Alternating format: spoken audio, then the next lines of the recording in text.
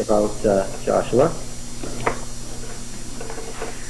You don't realize, because you can't realize, the trouble and turmoil and upheaval that we have not had in this class by taking a consistent hermeneutic on the Bible. We haven't had to go through contortions trying to figure out why Joshua says they're going to cross the river in 3 days and they don't. Because we knew it was two different stories. We didn't have a problem with that. One of the stories said we're going to cross in 3 days, and when you followed that story through, what did they do? They crossed in 3 days. Another one, the spies are gone for 3 days before they even head for the hills. And so you have the fundamentalist viewpoint, the commentary going through hopeless contortions, trying to figure out why it doesn't match up. Then you have the commentary saying it doesn't mean all. What if there's any word that means all? It's that word. Okay. And on the other hand, we don't have the liberal problems either. The liberal commentaries have oceans of ink in them about how there can be all this peace stuff in Joshua. Kohath, Gershom, Merari, the Ark of the Testimony, all that P kind of phrases. Why are the liberal commentaries absolutely agog to explain why there's P in Joshua? Because in their concept, P comes after it doesn't exist yet. So when we're going through Joshua, and I'm saying, in Deuteronomy, which comes from the north, there's no peace stuff, but when he begins to write his stuff on his own, he draws in the peace stuff from Jerusalem, we have no problem. Because according to what I've said, which comes first? P comes from Hezekiah, and D comes from Josiah, the great-grandson, century and a half later. So we've had no problem with those kinds of, all the way along we've avoided pitfall after pitfall after pitfall in the right-hand fundamentalist ditch and all kinds of pitfalls in the left-hand liberal ditch. Okay? Now one of the most common things that is said is that the original Joshua just didn't have chapter 13 and following about the division of the land in it, because it's got all that peace stuff about Eleazar the priest, the grandson of Aaron, casting lots, Urim and Thummim. That's all peace stuff. Can't be there. Can't be there. The book assumes its presence, but it can't be there. Why can't it be there? Because it doesn't fit my presupposition. That's why. This just can't be the book as it was written. This just can't be the way it was written. It has to have been written in stages. Well, it wasn't written in stages. The great Deuteronomic history was written with a one guiding hand. Why do I say that?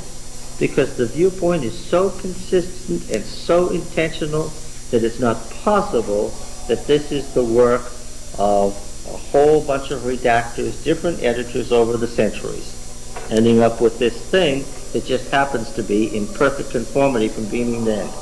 The Deuteronomic history has a beginning, Deuteronomy 1 to 4. It has a viewpoint, the core of Deuteronomy, Deuteronomy 5 to 28. And it has an historical interpretation, Deuteronomy 29 to the end of 2 Kings. And it's consistent all the way through. All right? We know the beginning is in Moses and the end is in Josiah. Right? That's the way it is. Now, this allotment of the land, sure it's P. Sure it was done in front of the sanctuary. Sure it was done by Eleazar and Joshua. That's okay. Why? Because what am I saying? When the Deuteronomic history was written, what was already available as records they could draw on, the documentation that we call J, E, and the great framework that was created around it that we call P. Right? All right. And that's why he can draw on those records without any problem. All right? It is true, of course, that Joshua 13 to 21 is a unit. It has a beginning. Sure, it has an introduction. Now Joshua was old and advanced in years. It has a conclusion. 21:43 to 45, the famous conclusion. Thus the Lord gave to Israel all the land of Canaan. Yes, it has a beginning, a middle, and an end. And why should that shock us? Have we noticed that many passages in D have a beginning, a middle, and an end? Yes. We're going to read the throne succession narrative. We're going to read the narrative of the ark. We're going to read all sorts of separate pieces that have been utilized that have a beginning, a once upon a time, a middle, and they all lived happily ever after. That's okay. So the allotment of the land has clearly been drawn from pre-existing records, but I know he wrote it. As I explained to you before, he has shortened the longer border lists where he's already given a border in the northern tribes. He doesn't repeat it. If he's describing the border between Asher and Zebulun, and he's already described it in one tribe, he doesn't describe it in the other. But on Judah and Benjamin, what's really important, he gives Judah this way and Benjamin that way. And he has different pieces of information in between because he's dealing with a longer list. And what else is different? The verbs, remember? The verbs are different. He's got a list in front of him and he's making up the verbs to write prose as he's going along. He's got state records. Okay? And I know for sure where the records came from for the northern tribes. What was the center of the league? What was the center of the league? What? No. No, bad mistake. Bethel was whose creation and when? You know the answer to this. Who created Bethel and made it important and when?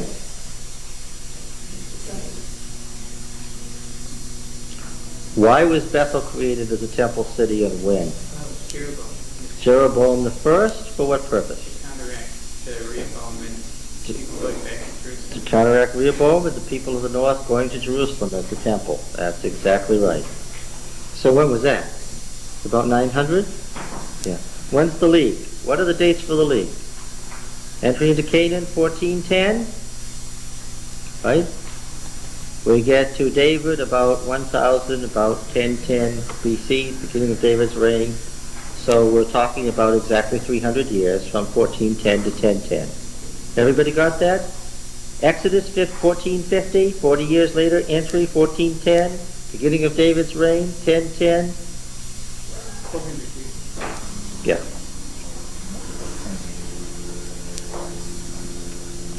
Okay.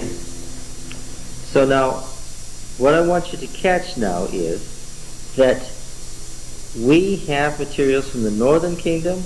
The city lists of Judah are from the southern kingdom. Again, how did he happen to have the records of the northern kingdom?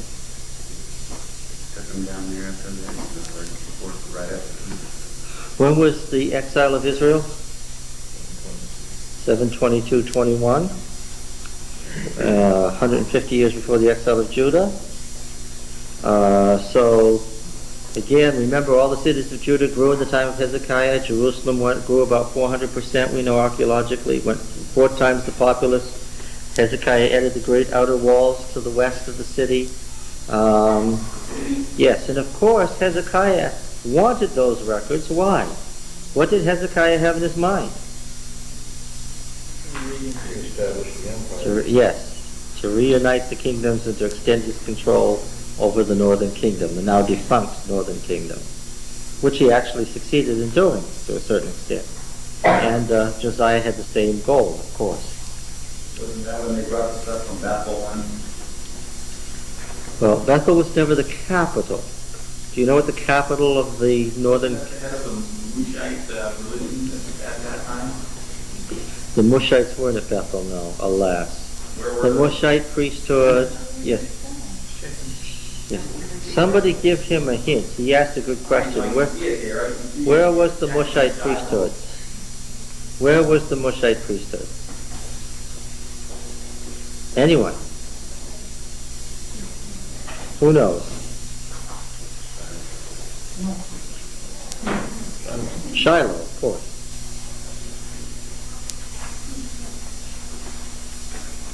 All right. I wanted to point out one odd thing about the section in Joshua 13. The introduction doesn't agree with the context.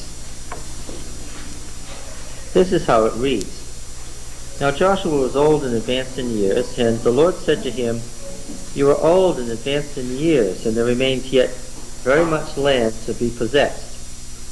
Now, if we take that and we skip on down to verse 6b, I will myself drive out the inhabitants from before the people of Israel, only allot the land to Israel for an inheritance as I commanded you. Now therefore divide this land for an inheritance to the 9.5 tribes. It agrees perfectly with what happens. Unfortunately, there's an insert that doesn't agree at all. And this is how it reads, verse 2. This is the land that yet remains. And there are two pieces of the land that yet remains. Now you're assuming that it's the land that's going to be allotted, and it is not. What is it? This is the land that yet remains. All the regions of the Philistines, that's in the southern coastal plain, the Philistine Pentapolis, and all those of the Geshurites south of the Philistines on the way to Egypt, from the Shihor, the so-called Brook of Egypt, the eastern end of the Nile Delta, which is east of Egypt, northward to the boundary of Ekron, which is the northernmost of the Philistine Pentapolis. It is reckoned as Canaanite. There are 5 rulers of the Philistines, those of Gaza, Ashdod, Ashkelon, Gath, and Ekron. And those are the Aruim in the south, all the land of the Canaanites, and from something, right there, it goes to the northern section. The word may in Hebrew is from. There is no city named Ara. And this is a normal description of a border, from A to B. We've seen this all the way through Joshua. It's just that the A is garbled. There is no place named Ara. From some place which belongs to the Sidonians, all the way to Aphek, to the boundary of the Amorites, and the land of the Gebalites, and all the Lebanon. It's the Lebanon. Because what does Levan mean in Hebrew anyway?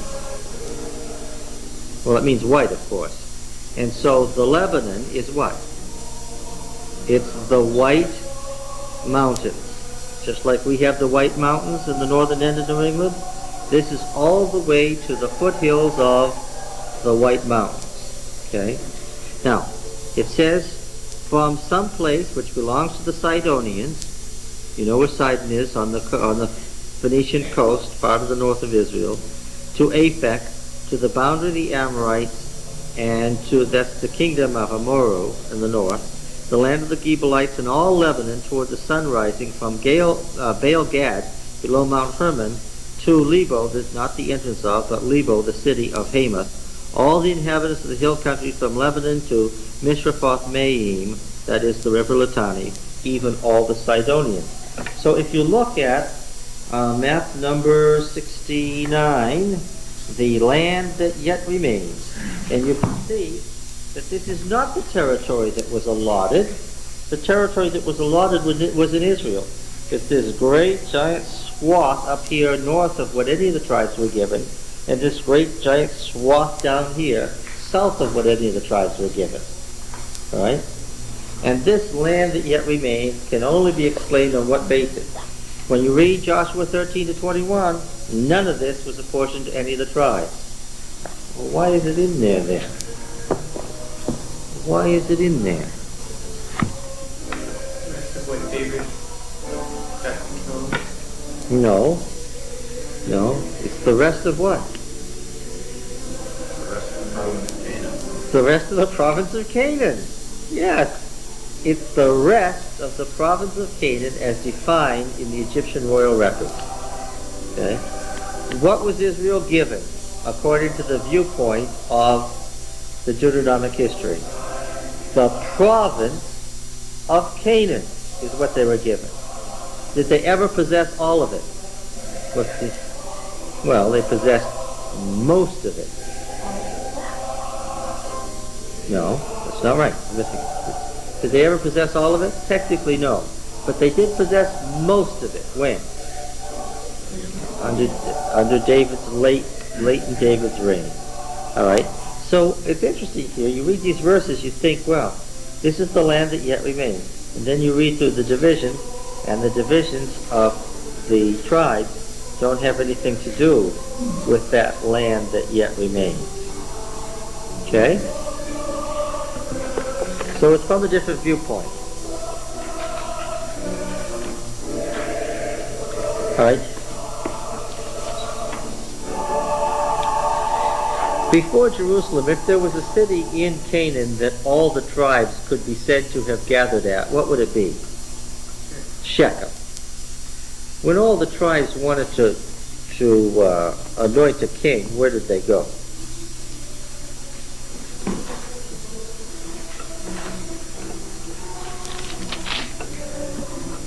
First Kings 12. We've read this story over and over again in this class, and we're going to keep coming back to it. First Kings 12.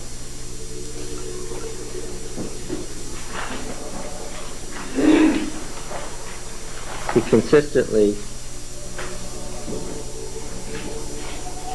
what does it say?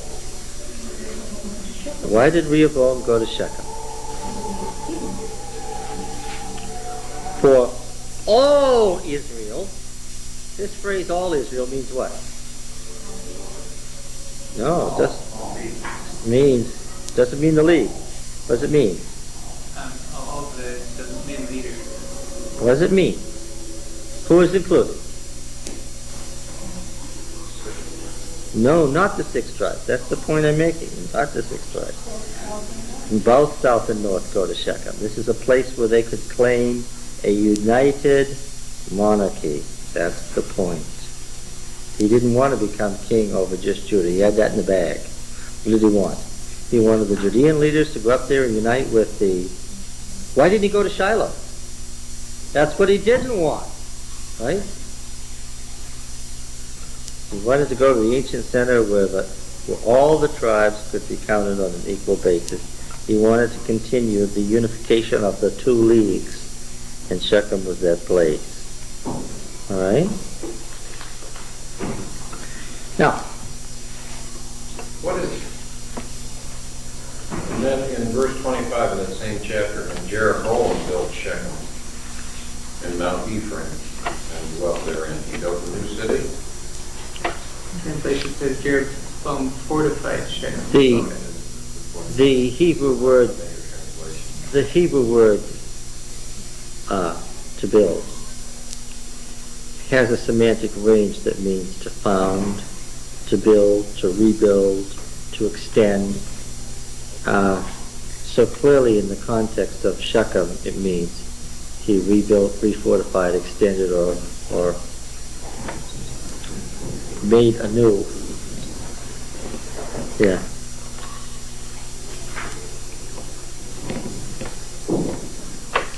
In the ritual conquest chapters that we looked at, there's a great moment when Joshua meets the commanders of the Lord's army. Meets the commander of the Lord's army, right? And that's the point of the cosmic war where the heavenly meets the earthly, right? Because Joshua is what? Joshua is the earthly equivalent of what? He is the earthly equivalent of what?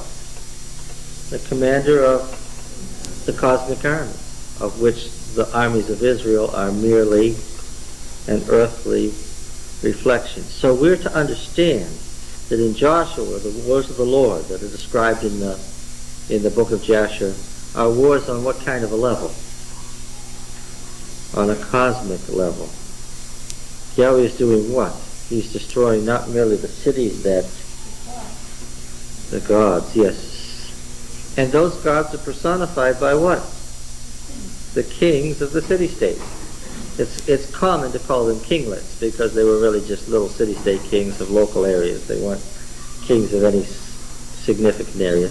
The kinglets of Canaan, which were the inevitable spawn of the Egyptian Empire, were the theological symbols of the gods of the various city-states, and that's why they're treated the way they are.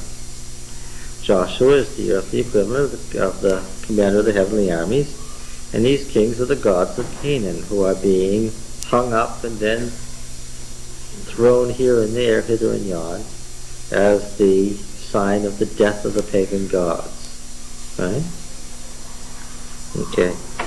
The story is told in such a way that there are no victories except God's victories. Joshua isn't the victor, right? And we don't know. Who were the strong men, the mighty men? We find this out later. But we don't know in the stories of the conquest of Canaan because he doesn't want to tell us. Who were the brave men who rushed the walls of Lachish after 2 days? Who were the mighty men who were the first to get in.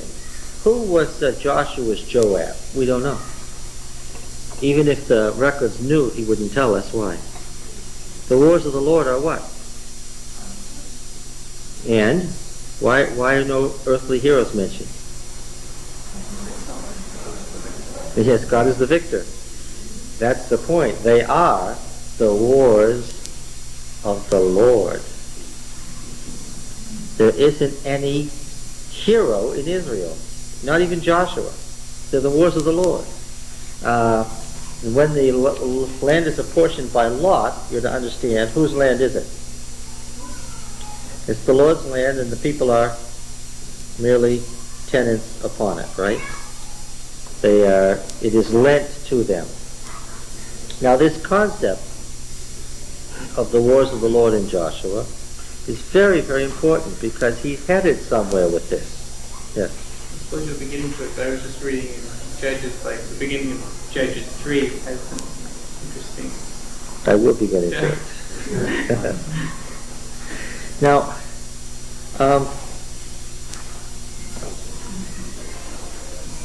what ultimately happens to this concept of wars of the Lord? We've been warned. We read, for instance, Deuteronomy 9, that it's not because of the righteousness of Israel that they are conquering the land. It's what? It's not because of the righteousness of Israel that they're conquering the land, but what? The wickedness of the nations that preceded them. Now, given that assumption, what could happen, theoretically, given enough time? Israel could become the wicked nation, and what? And God could use some other nation to destroy Israel. See, that's what happens in this wars of the Lord concept if you once say that it has nothing to do with Israel as a nation. It's because of the wickedness of the preceding nation. Then Israel could at some point become the wicked nation that needs to be destroyed. And you could use the same concept, the wars of the Lord, and have some other nation coming in and have the people told, who's sending this other nation? God is. Yes. Yeah. And what happens actually in the prophetic movement? Well, we read Amos, didn't we? But let's look at it again. I love this passage in Amos, so I keep returning to it. Remember, Amos was a Judean who was prophesying against Israel.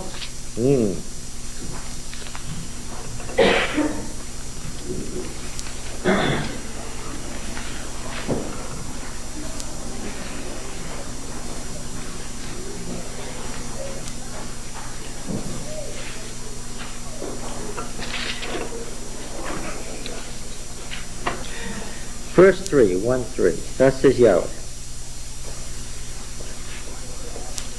For 3 transgressions of Damascus, this is obviously directed against Aram Damascus, the great Syrian state. And for 4, I will not revoke the punishment, because they have threshed Gilead with threshing sledges of iron. So I will send a fire on the house of Hazael, and it shall devour the strongholds of Ben-Hadad. Hazael being the king, Ben-Hadad being his title, the son of the god Hadad, Baal-Hadad. I will break the bar of Damascus and cut off the inhabitants of the valley of Avon, and him that holds the scepter from Beth-Eden, and the people of Syria shall go into exile to Kir. Now, remember that Aram Damascus had once been part of the Davidic Empire.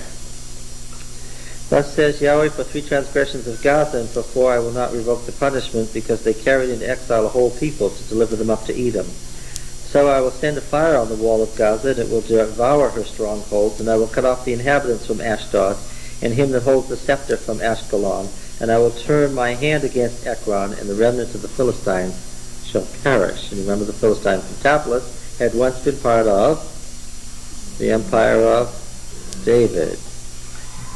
Thus says Yahweh, for 3 transgressions of Tyre, and for 4. Remember, Tyre was their great trading partner with whom they were in league. The Tyrians built the temple and so forth. And for 4, remember, this was their real coastal city. They didn't have any natural coastal cities, bays, or harbors of their own. So what did the Davidic Empire use as its port city? Tyre. And the king of Tyre was virtually David's servant. to revoke punishment because they delivered up a whole people to Edom and did not remember the covenant of brotherhood. So I'll send a fire on the wall of Tyre, and it will devour her inhabitants. He's talking to Israel, and he's going around the circle of the nations that are Israel's enemies in his day, the day of Jeroboam II. One by one, he's dealing with the enemies, and how are the people reacting as he pronounces a curse on the enemy states at their borders. They're happy yet. 5. Thus says Yahweh, for 3 transgressions of the Ammonites, and for 4, I will not revoke the punishment, because they have ripped up women with child in Gilead, so that they might enlarge their border. So I will kindle a fire on the wall of Rabbah, and it will devour her strongholds, with shouting in the day of battle, with a tempest in the day of the whirlwind, and their king will go into exile, he and his princes together, says the Lord. 6. Thus says Yahweh, for 3 transgressions of Moab, and for 4 I will not revoke the punishment, because he burned to lime the bones of the king of Edom. So I will send a fire on Moab, and it shall devour the strongholds of Kerioth. And Moab shall die amid uproar, amid shouting and the sound of the trumpet. I will cut off the ruler from its midst, and slay all its princes with him, a saying of Yahweh.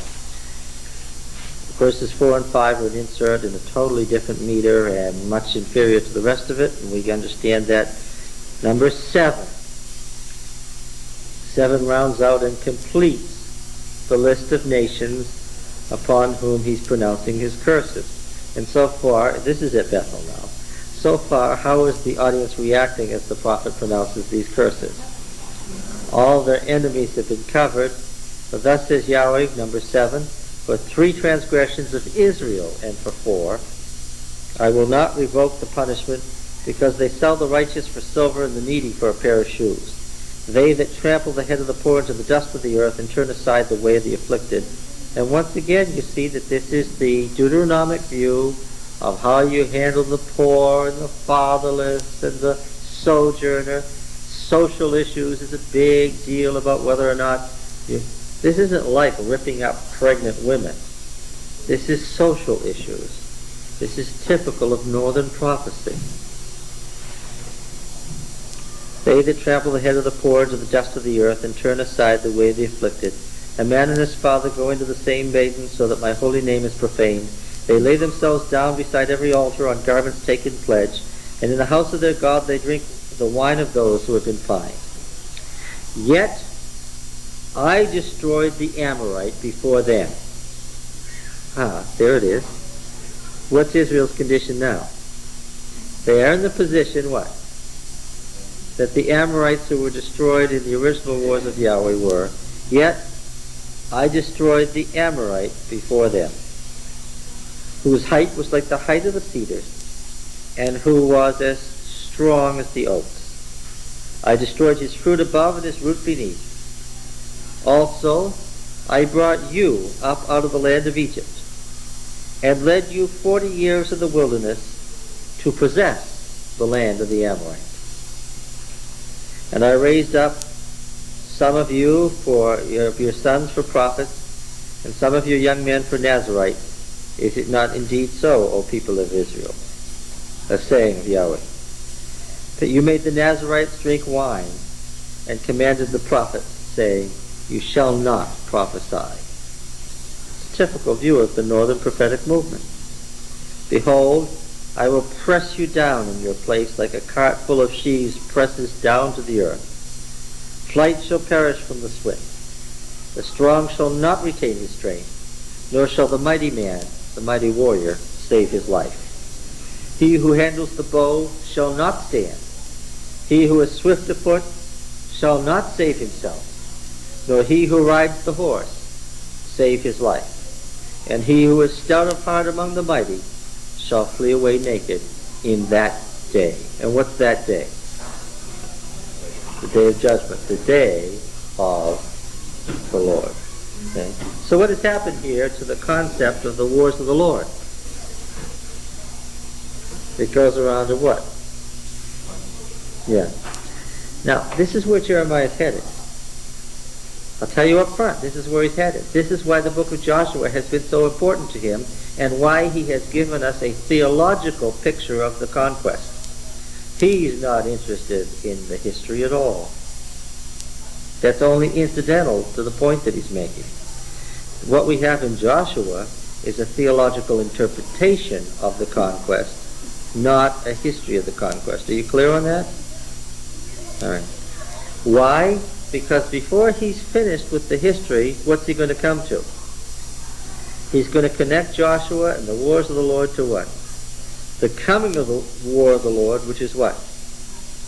To dispossess Judah and destroy the remnant of the tribes, just as they ultimately destroyed the Canaanites.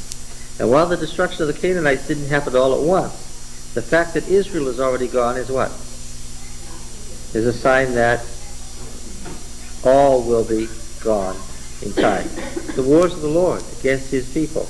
That was the deal, Jeremiah is saying. That was the basis on which this happened. We got this under a certain deal. And if we lose it now, who's not at fault? Doesn't mean God's weak. Doesn't mean that the Babylonian gods are better or the Egyptian gods are better. This was the deal. We're breaking the deal. Right? See that? And again, what happens then? The end is what? The beginning. Yeah, so we're going... If we leave the book of Joshua, do you think we're leaving it behind? Yeah. There are things in here, just as the word Deuteronomy, that it's not clear really what the implication is till we get further.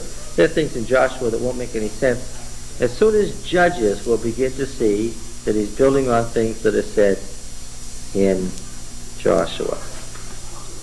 Okay? All right. So, the wars of the Lord. Very, very important concept. How does the Lord judge? On what basis does he act? Did you notice that God chooses not to act except through intermediaries? He doesn't let the Canaanites drop dead.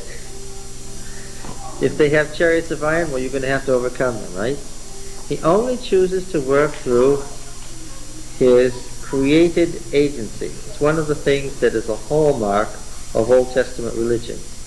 He will not act except through history and through his created agencies working in history. Now, of course, remember that Israel moves us from myth to history, right? And the other religions were operating purely in the realm of myth and nature religion. In Israel, myth and nature religion is modified into what? Into history. Now, the mythic view of history is called epic. Oh, another term. The mythic view of history is called epic. Give me some symbols of the American epic. No. Not a name. Give me some symbols of the American epic. The cowboy. The cowboy is a great one. The frontiersman. The frontiersman conquering the wilderness by his own ingenuity. The frontiersman, right? If I was right from the eastern coast, how about manifest destiny? The certainty that no matter what the setbacks are, what? We will overcome. If there's any phrase in that American epic that you can stand by as a standard one, we will overcome. That's been around since the 1600s, right? What are some others? Pulling yourself up by the bootstrap. Up from slavery, right? Yes, the next generation, what comes after, will be more blessed than the past generation. How about a land flowing with milk and honey, right? A car in every garage and a chicken in every pot. Yeah. How about the greatest nation in history? Is that part of the American epic? Manifest destiny. Huh? The new world. Right? What does it say at the end of the Tempest? The strange new world. Right? Yeah. Well, we could have added, besides the cowboy, how about the Indian? who played the role of what in the American epic? Played the role of the Canaanite, who was to be, whose only function in the American epic is to stand there and what? Be killed, because what? He's the bad guy. Yeah. That's part of the American epic. Okay? So what's part of the Hebrew epic? Well, of course, one of the things that we have to know is that the American epic was created out of the stuff of the Old Testament.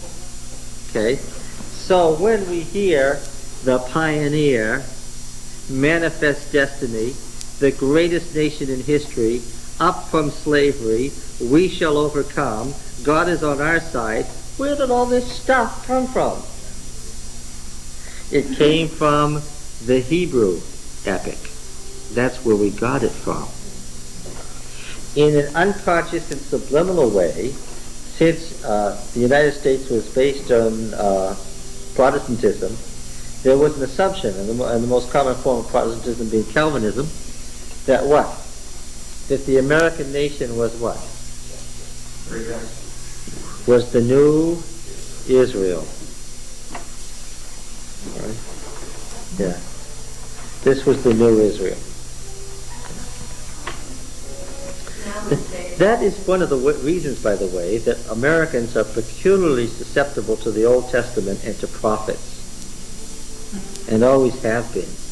Americans were more susceptible to prophets, true and false, than the Europeans, because Americans had adopted the Old Testament as their basic view of the world, and still have it, by the way.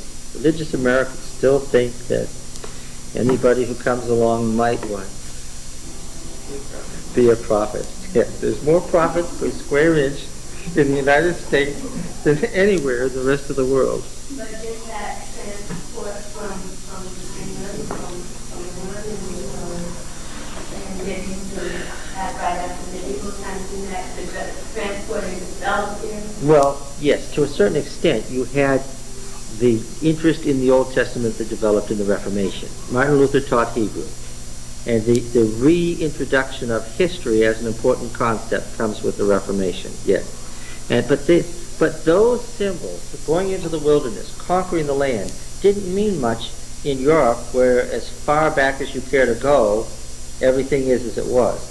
That became relevant to whom?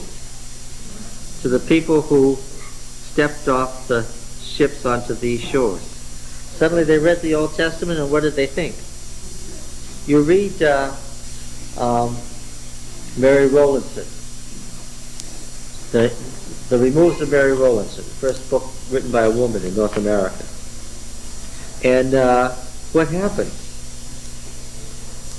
The heathen fell upon the Christians, right? And killed the Christians. And all these quotes from the Old Testament all the way through the narrative. It's a fearful and solemn thing to see Christians lying in their blood while the heathen exult. Quote from the Old Testament. Why do the nations rage? Okay, right? What is she living as far as she's concerned? Huh? Conquest of the Promised Land. Yeah, absolutely. And so when she publishes the book in its final form, it's the redemption of Mary Rowlandson. Right? Yeah, of course. She's redeemed. Redemption Rock, sure. Well, the very idea. There's the Stone of Bohan, and you go over there, and there's Redemption Rock. What are you doing? What are you doing? You're naming the place by the history that's part of the epic. Sure. All right? Yeah. Now, just in case we miss it, I want to say this one more time, because we can't pass by this without comment. There are I know that some of you can say this in your sleep, but we're going to do it again. There are 3 separate and distinct ways that we can handle any individual text or passage of the Bible, beginning at Genesis 1:1 and going all the way through Revelation 22. What's the first way that we handle any text or passage? In this church? No, no, no, no, no, no, no, no, no, I don't mean kids' church, I mean, no. I knew what you meant. well, if you're gonna start with that, we have to start with the trouble again. What's the way what is number one as it should be? Exegesis. Now, what is exegesis? Getting out of the text all it holds without reading into it what you think it means, but it doesn't mean because of your presuppositions. How do we conduct exegesis? Through the study of the original languages. Through the study of ancient history. Right? Through knowledge of the history, culture, religions, theology, ideology, history, and language of the ancient world. Right? Stepping back as far as it is possible for us to do into their place. In other words, when we read Joshua, we're trying to find out what it meant to whom? The person writing and to his intended audience, which we discover to our horror isn't us. Okay? Yes. And so we ask the basic question, what did it mean? What did it mean? The point being, ladies, that we're not asking the question yet, what does it mean? Because we can't ask, what does it mean, until we found out what? What it did mean first. Very often we find out it did mean something different from what it does mean to us today.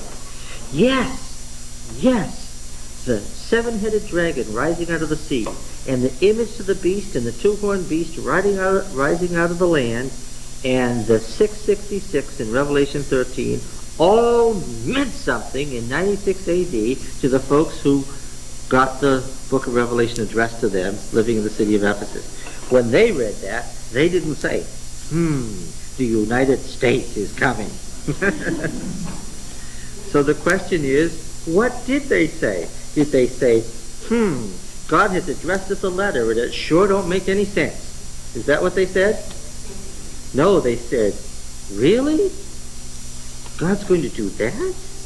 Right here? Now? What do you suppose it meant? Well, we'll find out. We're rushing along. We'll be in Revelation 13 in no time.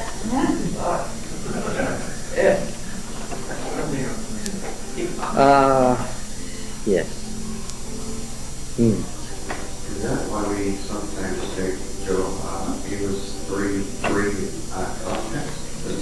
Can two walk together unless they can agree? Yes. We almost talk about our young people very good believers with it. The right application. No. But you might make an analogy, or what's really going on there is a homiletical usage. You're making the text apply to us, and it doesn't mean anything related to what it was originally about.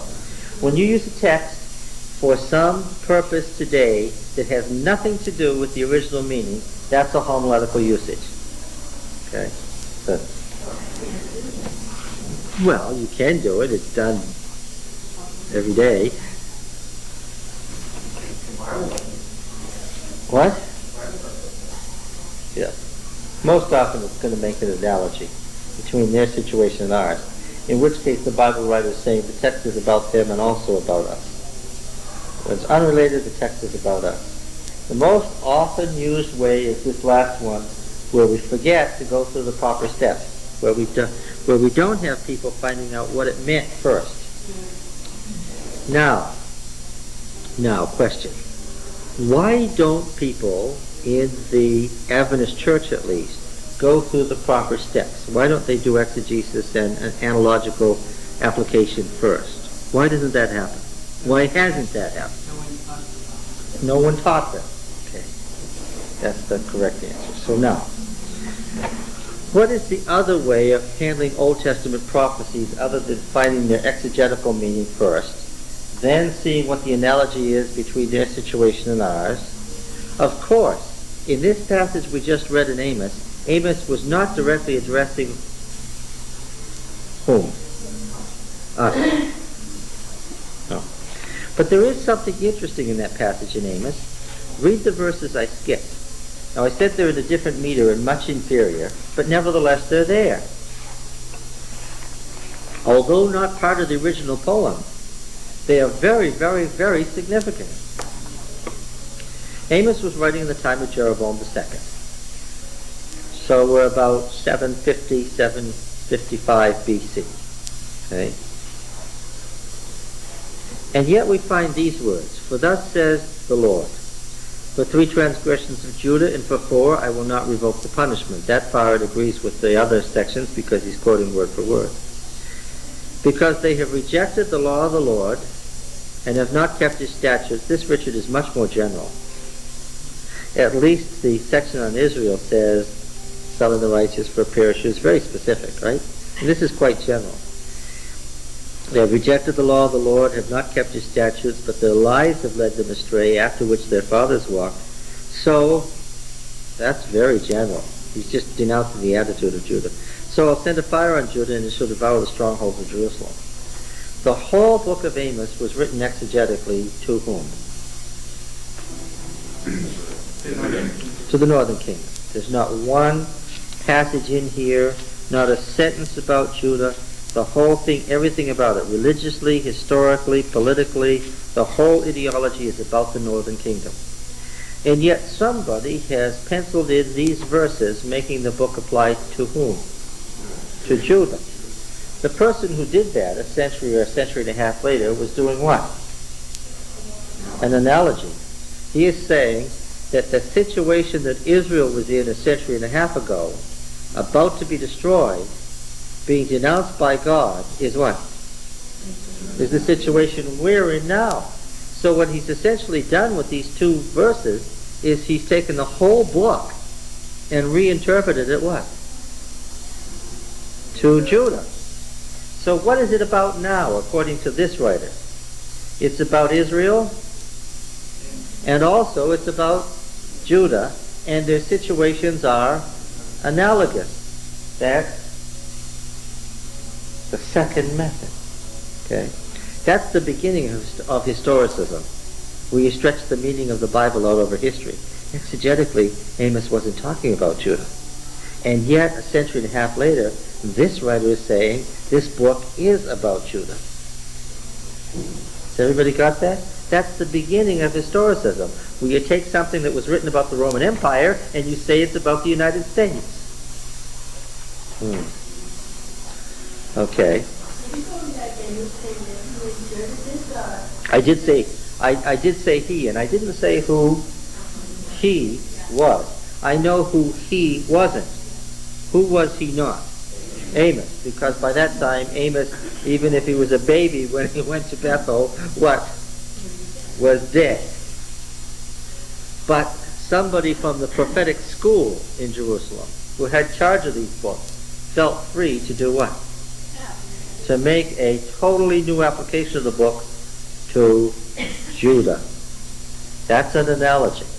We are finding, and so I say the text is about them and about us. This is a wonderful example of inter-biblical exegesis where you reapply by analogy. Okay? This is what we see the New Testament doing to the Old Testament. Yes? Tell the people that he was reading them to that he added to the... Oh, no. The readers of the Old Testament to whom this was written were a lot brighter in general than we are about the Bible. The folk who read this knew that this was first written about Israel. It was obvious to them. They knew the place names, they knew the people, they knew the time, they knew everything.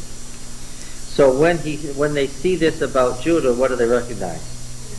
The author is applying this by analogy to us and saying, we're in that state, and what Amos had to say now applies to us. The day of the Lord is at hand for whom? For Judah. I'm sure they got the message. That's why it's here, why it's still in the Bible. Okay? Now then, that's an example of analogy. The third way, which is the most dangerous. We've got to be careful because it's the most dangerous. Why is it the most dangerous? Because people will make an application about a text like Amos 3 and think that it means what? That that's what it meant when it was written. And somehow Amos got a headache one day and a vision came on and he was writing about somebody 27 centuries later, and nobody knew what it was about. So we got to our time and said, oh, it's about young people in the Adventist church.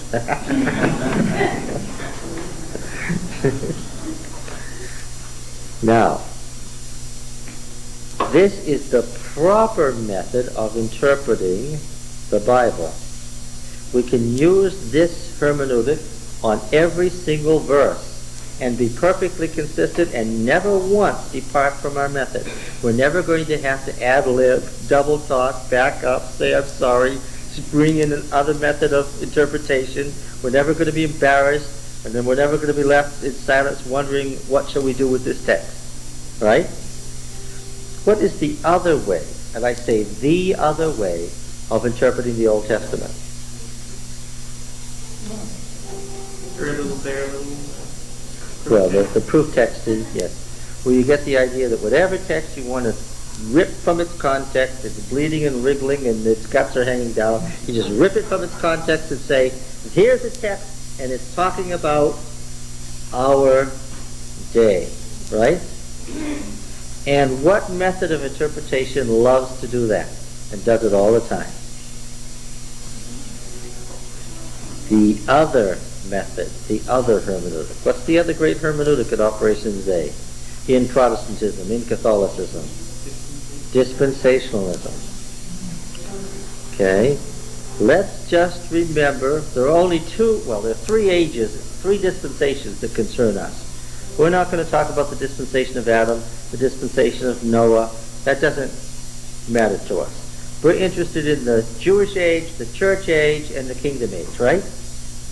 Now, what's the basic, fundamental statement of dispensationalism?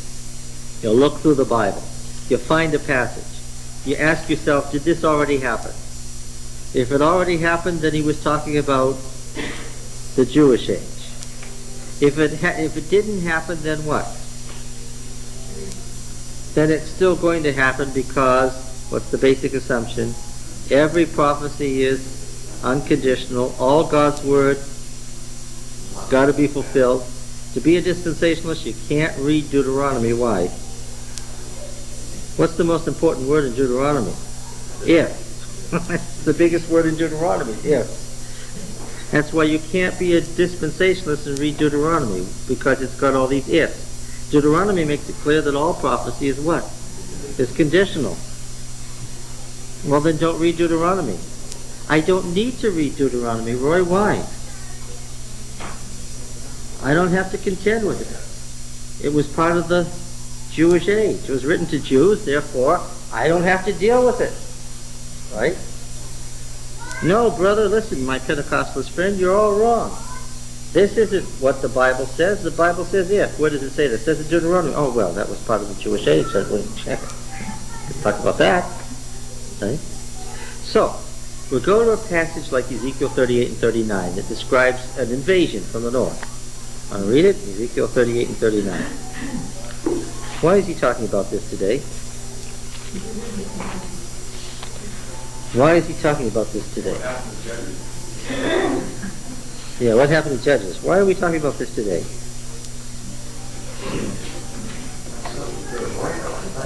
Yes, so you're very discerning. This is my eulogy to David Koresh. This is the best thing I can do, is remind ourselves what went wrong. What went wrong was first theological. Bad theology can kill you. The simple fact is that more people have died of bad theology over history than anything else. So, Ezekiel 38. This is a famous dispensationalists love this chapter. They just love this chapter. Dispensationalists love this chapter. The word of the Lord came to me, Son of man, set your face toward Gog of the land of Magog, the chief prince of Meshech and Tubal. Now, Meshech and Tubal were up in Turkey. We know where they were. And what's the word chief, Richard? The chief prince. You know what the word chief is? Oh, you didn't even have to look it up. What's the word chief? First primary head. What's the word head? Same for semantic range. It means first, chief, primary, Rosh. Now, A dispensationalist will say that means what? Russia! Because there's a superficial relationship, sound-wise, between the name Russia and the Hebrew word Rosh. What do they say? This is a prophecy saying that Russia will what? Will invade from Turkey, will invade the Holy Land.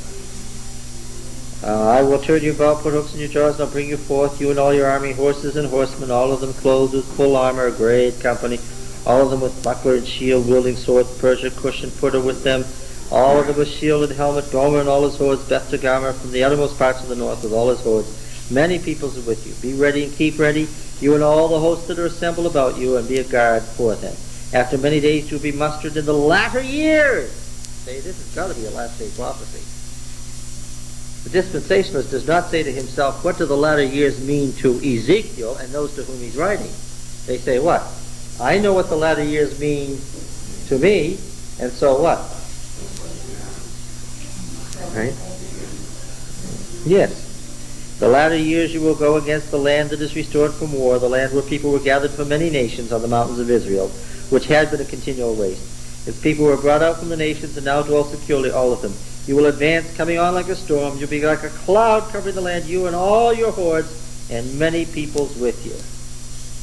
And so forth. And if you'll read on in these chapters, there's a great long description of a huge invasion and a great battle and the massive slaughter of Gog and Magog on the mountains of Israel, which becomes a sacrificial feast to the Lord, and they're all killed. So what does the dispensationalist say?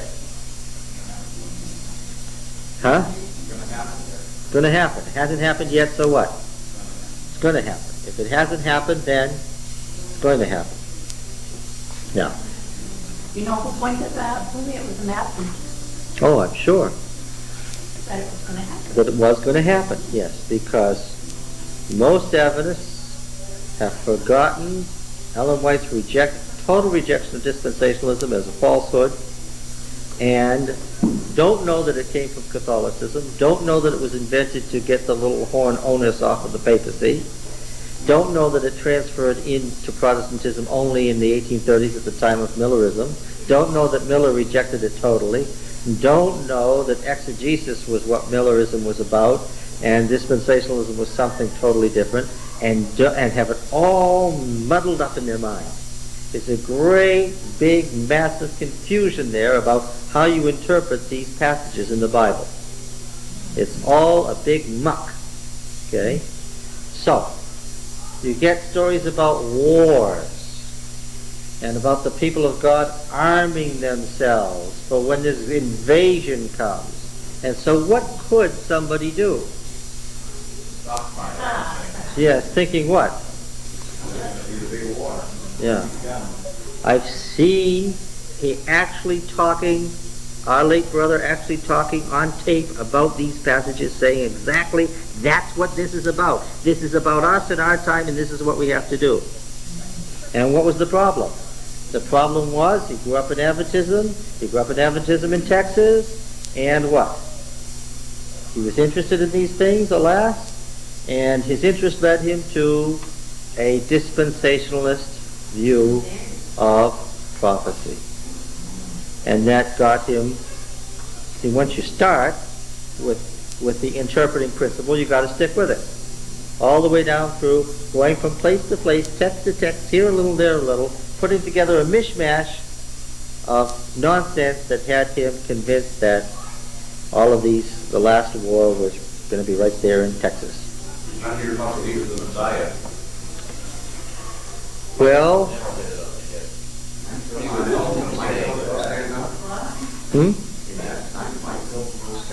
yes, sure. Let's look at the end of Amos. Now, Amos was written about the northern kingdom, right, Don? There's no question about that. Is this the natural reading where this is anyone reads that far? Will someone, a dispensationalist, naturally go this direction if they're going to read this far? Yes, of course. That's the logical conclusion. Did you you hear one of the Z programmers talking on the election? He said there's probably a dozen groups just the same as this. Well, of course there would be. They're all based on the same interpreting principle. They're all reading the same chapters. Back when it was still the Shepherd's Rods, when it was called Davidian Seventh-day Adventists, the reason that they went to, do you remember that, Mother, when they all went to Israel and you had to go meet some of these people and try to get them back from Israel? The reason they went over there was they were expecting this invasion. The Russians were coming, and it was the time, and so they all had to be over there armed and ready and waiting for them, because the remnant were going to be saved in Jerusalem. And they got all over there. It didn't happen. They were all destitute. The state of Israel was rather annoyed. The Adventist church paid a lot of money to get them back, right? There's been a long history with this text since 1929. This didn't happen today. In the 60s, we did out in the 60s, and they would come right from churches, and I remember visiting the church in Waco. And there was always problems, because they would come right from the church. Yes, because, of course, they were Seventh-day Adventists. Oh, And yes. they prayed on New Advent. On New Adventists, that's exactly right. That's where they found their converts, was among the New Adventists. When I first became Adventist in 65, I went across the street to the church, was right on the street, and we got out of church after our first baptism. We got out of church, and then we started to go home, and there was a group of people across the street handing out papers, and I stopped to talk to them.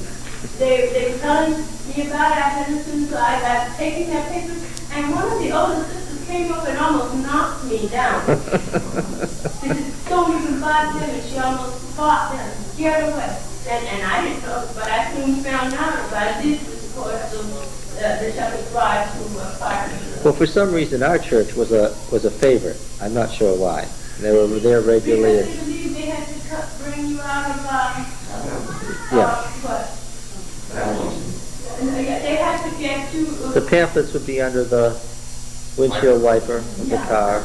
And they knew that we were believers, but they had to get us out, get you out of there. Well, how's that heck so? Bring you out of there. Yeah. Well, about 5 years ago, a couple of things came up here. And we arrived from John Dean and I arrived at church one day, and we looked around and where's everybody? And half of the church had gone to somebody's home to listen to a couple from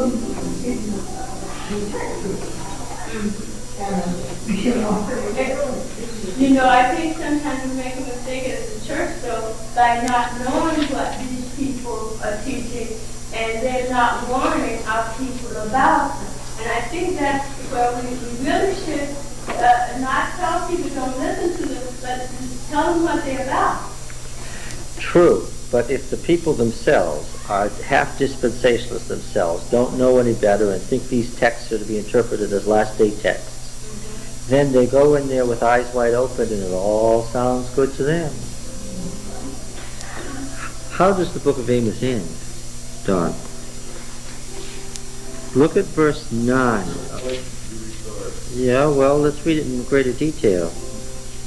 Look at verse 9. For lo, I will command and shake the house of Israel among all the nations. Where they've gone, right? They're in exile. As one shakes with a sieve, but no pebble shall fall on the earth. All the sinners of my people shall die by the sword, who say, evil shall not overtake or meet us. In that day I will raise up the booth of David that is fallen, and repair its breaches, and raise up its ruins, and rebuild it as in the days of old. Now, Don, what's happening to the house of David here? It's being restored. Now, if you're a dispensationalist, you've got to think this through. If you're a dispensationalist, then what? Is the house of David back yet? No, but what does it say? It's going to be. Raise up its ruins and rebuild it as in the days of old, that they may possess the remnant of Edom and all the nations who are called by my name, says the Lord who does this. Behold, the days are coming when the plowman shall overtake the wheat and so forth. The house of David is going to be restored. It says so right there. Now, we read this passage in Isaiah 9 because we were talking about Nazarites, but let's read it again. Isaiah.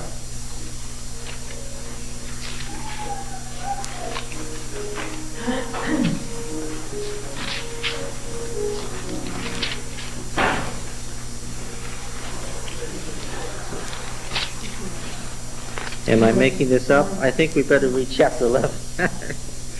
Isaiah 11.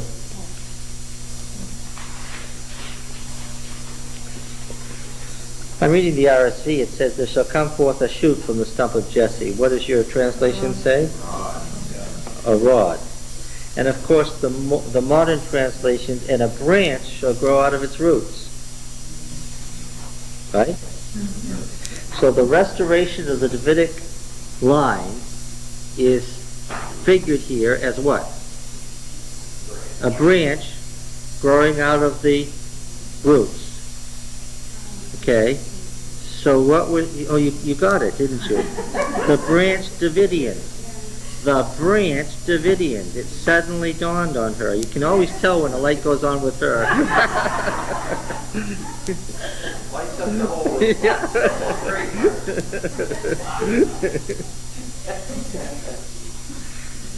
It's like Shepherd's Rod, eh? I don't know, did anybody else get the pink leaflet when all of this Waco stuff came at the end? Did any, the rest of you, did any of you read that? It's an excellent exposition of the rod theology. And if you're really into single words, a little bit here and a little bit there, it makes sense. You can hang it together and make it look like tapestry. Look, the house of David is coming back. It says so. If you're a dispensationalist, you know what? It will happen. Now, who was the Davidic king? What was his role? What was his title? Psalm 2? See, folks got confused. You have to understand that you can't rely on the public media to tell you what's going on. As a group, they tend to get the simplest details confused. You can't rely on the networks to get anything straight. If anybody's biblically illiterate, it is the press. They don't know anything. Okay. Now this is the coronation hymn of the king. Do you remember that, Don?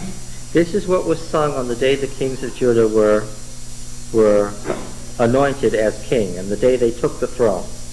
Why do the nations conspire? These are the pagan nations that won out from under the Davidic king's rule, and the peoples plot and feign. The kings of the earth set themselves, and the rulers take counsel together against Yahweh and his anointed. His anointed, of course, is his king. And what are they saying? Saying, let us cast their bonds asunder, that is Yahweh and his king, and cast their cords from us. They're under the control of the Davidic king. He who sits in the heavens laughs. The Lord has them in derision. And after laughing at their folly, then he grows very serious. Then he will speak to them in his wrath and terrify them in his fury, saying, I have set my king on Zion, my holy hill. Now the king speaks. This next section is the king speaking. I will tell of the decree of Yahweh. He said to me, this is the king speaking, you are my son. Today I have begotten you. What is the Davidic king? We saw this in our famous, ultimate proof text, 2 Samuel 7, the Nathan prophecy. Yahweh's son, right? If you're the Davidic king and you're there to restore the house of David, by definition, what is your title? Son of God. And you're anointed. Not to say I think I'm Jesus Christ, it's to say what? I'm the Son of God, I'm the Davidic king, I'm the restoration of the house of David, this is the branch growing from the roots. See? I hope that by now you can state the Nathan prophecy in your sleep without ever referring to the Bible, but let's look at it again. Well, Don can't, the rest of them. Yeah. Where is it? 2 Samuel 7. This is when David wanted to build the temple. Do you remember that? He wanted to build a house. And this is the house equation. Now when the king dwelt in his house, and Yahweh had given him rest from his enemies round about, boy, there's a phrase right out of Joshua. The king said to Nathan the prophet, "See now, I dwell in a house of cedar, but the ark of God dwells in a tent." So the division here is between house and tent. Nathan said to the king, "Go do all that's in your heart, Yahweh is with you," meaning, yes, build a temple if you want. Now remember, as we've said so many times, in Canaanite theology, Baal could only build a temple after he did what?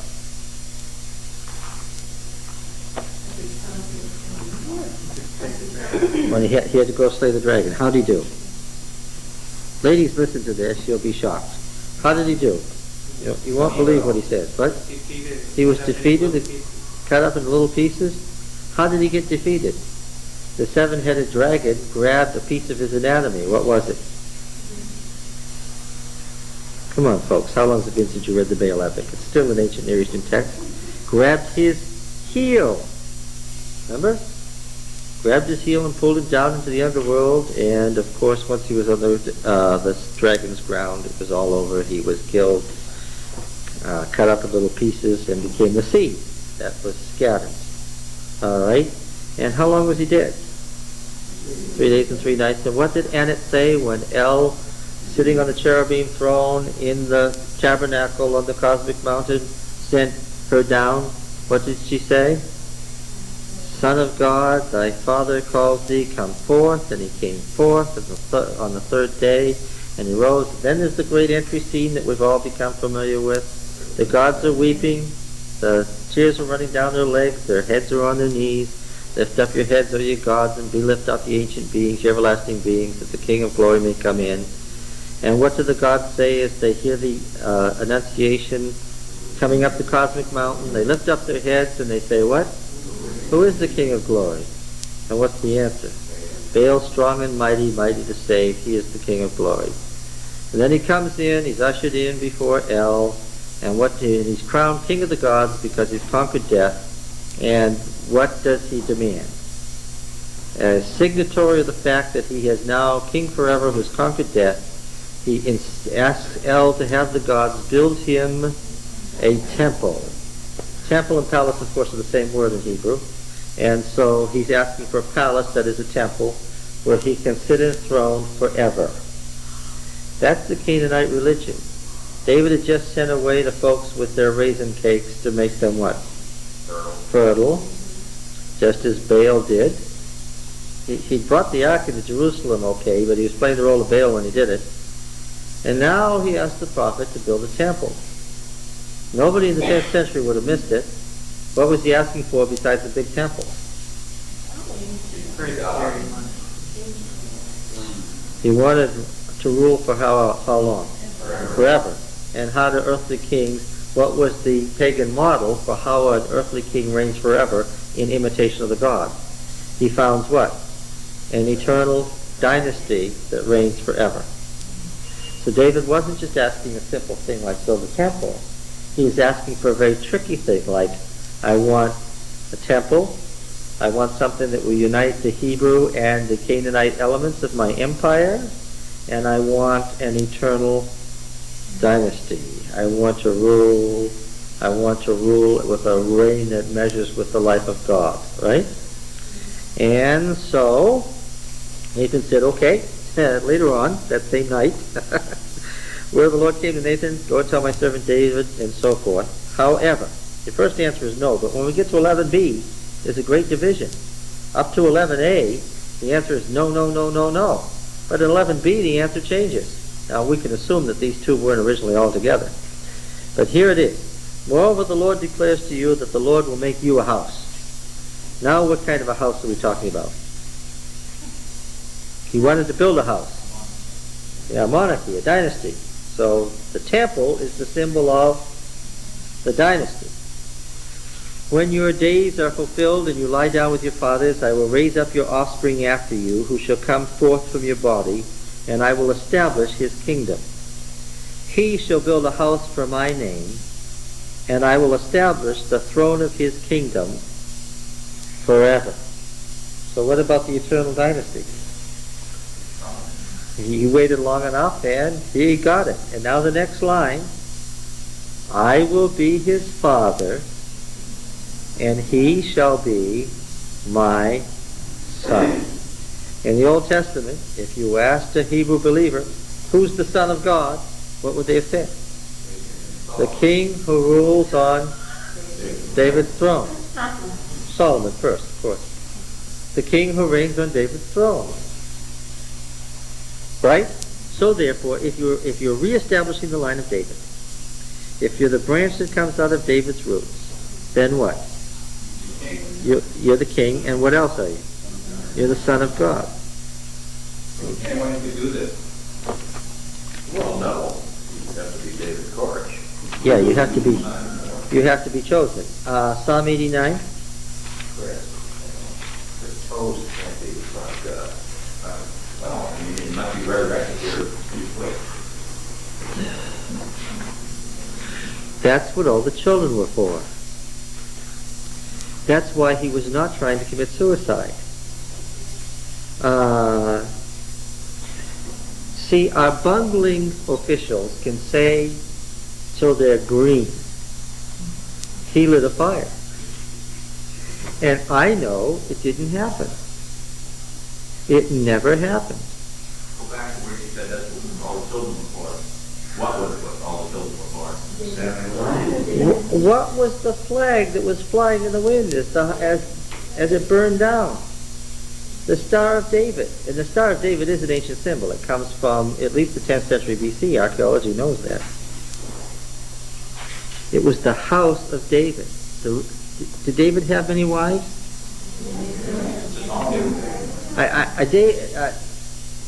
Somebody should have told David Koresh all the trouble that David the king had from all those wives and children. There were days when David wished he were dead because of all those wives and children. And if you can understand how unlikely it was. Solomon was the little boy, and all the other sons were what? You know, he was contending with these 50-year-old men who had followings, who had carved out political niches, and were all vying, knowing what? Dad's getting really old, and what? The father was the greatest emperor of his day. And as always happens in royal houses, he was going to die soon, and what were they doing? Each one knew, I have to get rid of my brothers and be the one. And what chance did the baby boy have? Well, I'll tell you. And powerful people like Abiathar and Joab and so forth had it all decided in their mind who it was going to be. And when young Solomon came to the throne, what did he say? He said to Abiathar, go to your house. You bore the ark of the Lord. So for you, all you have to do is go to your house. You're going to live out your life unless you come out of your house again. Right? And he told his older brothers what? Be very good. And when Adonijah wasn't very good, the oldest of all of them, what did he do? He killed him. But the other brothers say, yeah. Anything you say, king, sir. Yeah. Psalm 89, verse 19, after describing God's rule over the cosmos and comparing God's rule over the cosmos to David's rule over the world. Psalm 89:19. Of old thou didst speak in a vision to thy faithful one and say, I have set the crown on one who is mighty. I have exalted one chosen from the people. I have found David my servant. With my holy oil I have anointed him, so that my hand shall ever abide with him. My arm also shall strengthen him. The enemy shall not outwit him. The wicked shall not humble him. Can you picture somebody reading these verses and thinking that's now and that's us? I will crush his foes before him and strike down those who hate him. My faithfulness and my steadfast love shall be with him, and in my name his horn shall be exalted. I will set his hand on the sea and his right hand on the rivers. A quote right out of the Baal epic. He shall cry to me, Thou art my Father, my God, and the rock of my salvation. And I will make him the firstborn, the highest of the kings of the earth. My steadfast love I will keep for him forever.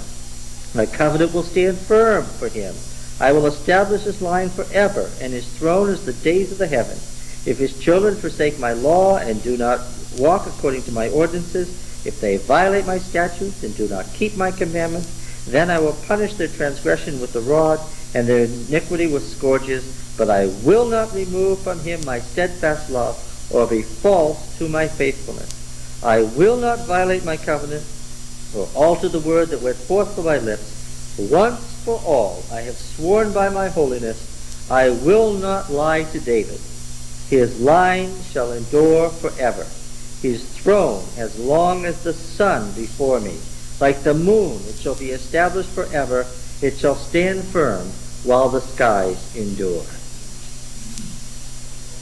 Part of the cosmic reality. Sun, moon, stars. What happens if we go back into the myth again?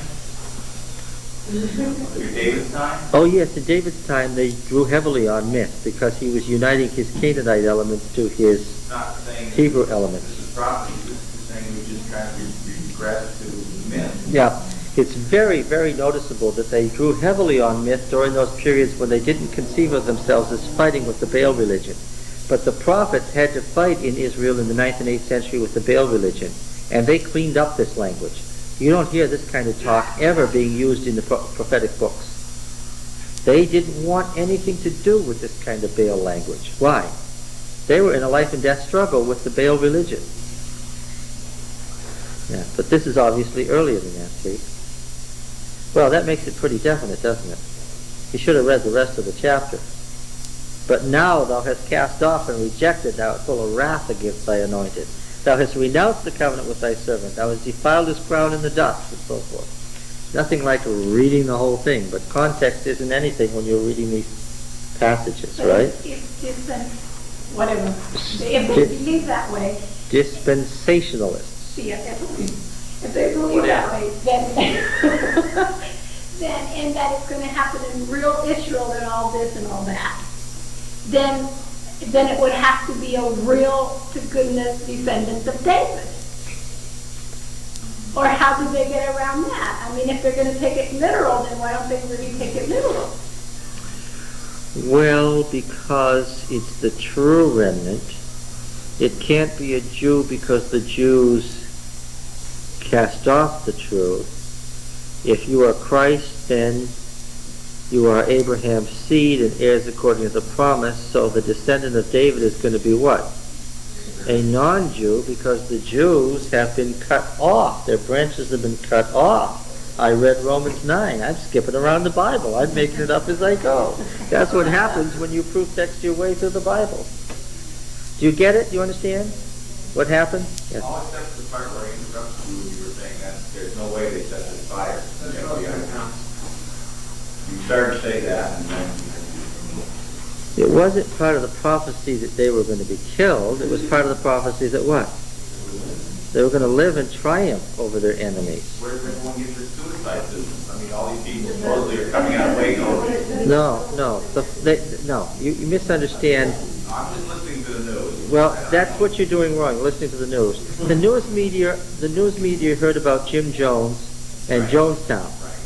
And so because they're simplistic and illiterate and generally ignorant as a group, this is the group in the whole of the United States that thinks it's the most sophisticated and has the least knowledge of what's going on around them, the press. As a group, they are very, very lacking in any cultural background. They don't know much. That's what makes them so dangerous.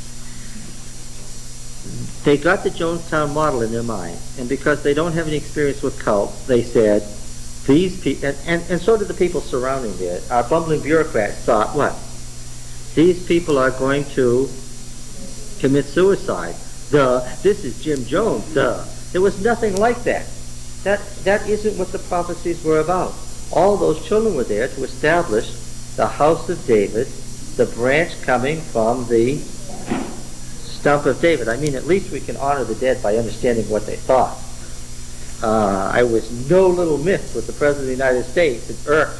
I was irked all day thinking about it, that he would come out and say, no, this man has killed all those children. He did no such thing. At least have the honesty and decency to do what the Attorney General did and say what? We made a mistake. I can deal with that. She said that right out front. I can deal with that because this was a mistake from start to finish. This is something that isn't going to go away. Talk about bungling. This is about as bad a bungling as you can get. But yes, he didn't kill himself or anybody else.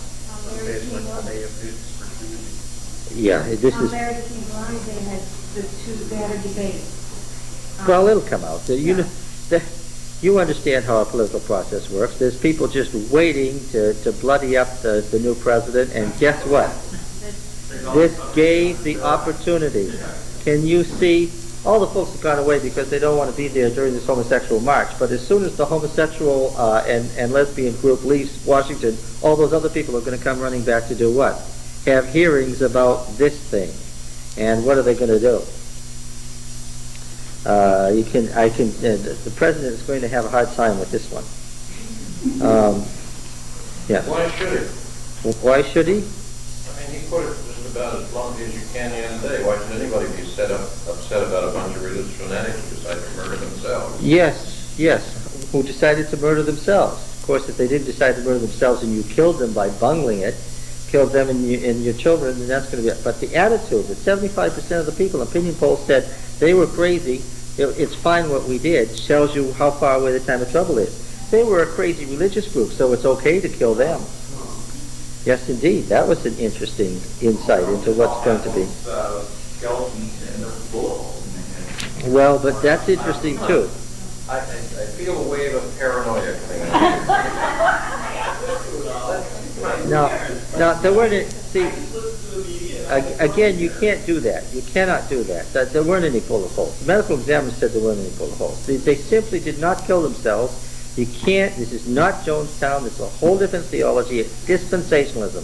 It's run all through... There were people spreading this stuff out there, we have eyewitnesses saying, and this is the man that's the head of the whole thing. Now, who's telling me I have paranoia? Everyone's looking at the government?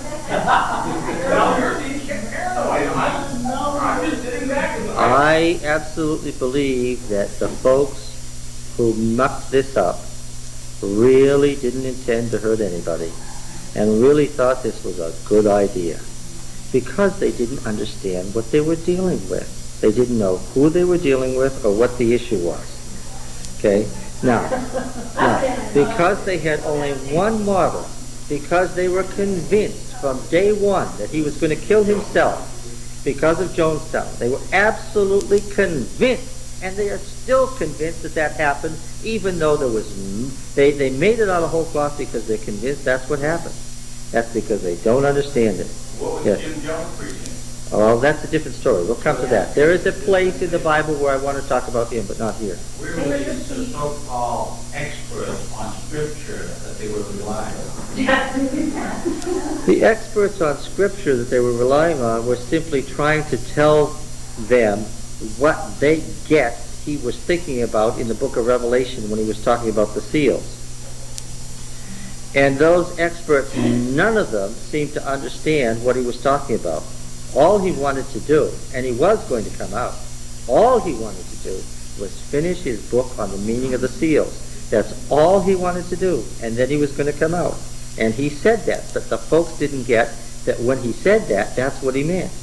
He wanted to be left alone till he finished his book on the seals. No, down there and told him this David thing, nobody explained that to him. But he had already lied and said he was coming out after Passover. So That was not a lie. Just a minute now. Wait a minute. I'm going to insist that we're going to be accurate in this class about theology. He thought that he was going to be able to finish his book on the seals over Passover. He told them that he hadn't had time to finish. What he actually said was he needed the period of the Passover to write about the seals. When those days were past, he said, he hadn't finished, that he wanted to finish. He never changed his story, and he did not lie. He had these intents in his mind because he had these prophecies in front of him. It's very clear what he meant. Now, the point I want to make is not to argue about David Koresh and the specifics of the FBI blowing it, which they certainly did. The point I want to make here is that dispensationalism gets you into trouble. And dispensationalism is all through Adventist thinking. You get an Adventist group together, you ask them what these prophecies in the Old Testament mean. They do not know, because people in our church don't know how to do an exegesis. He got these ideas from being raised in Adventism. Let's not forget that. He got these ideas in an Adventist church. That's the important thing to keep in mind. That's what we have to change. That's what we have to be very concerned about, to make a clear distinction between an exegesis of the text, where we're saying it doesn't mean anything about us, and analogy where we're saying this is what it meant and this is how it applies to us. Okay? And dispensationalism, which is something utterly different and can get you into all sorts of trouble.